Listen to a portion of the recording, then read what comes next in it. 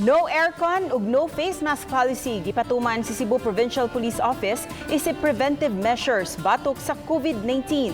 Ani ang report. Mismo atol sa media interview, naka-face mask ang mga opisyal sa Cebu Provincial Police Office. Mato ni Police Colonel Roderick Mariano, ang Provincial Director, nga gipaniguro nila nga makalikay sa kagaw sa corona. Aduna na usay mga alkohol nga ibutang sa mga kamot sa mga tao.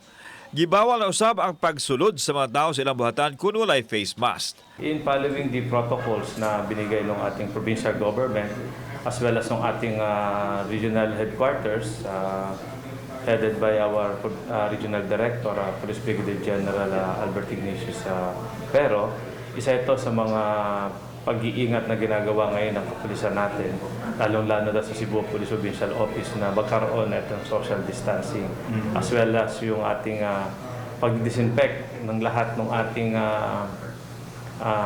opisina. Samtang ipatuman sa campus kapulisan sa lalawigan sa Sugbo ang no aircon policy.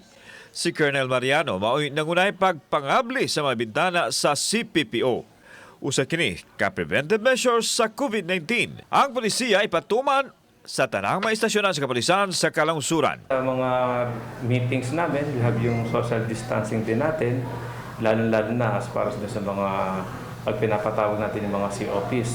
Yung regular na cleaning ng ating opisina at yung sa ating mga personnel din, we distributed face mask sa bawat opisina. Kauban si Marlon Milgaso. Ako si Alan Domingo. Balitang Bisdak.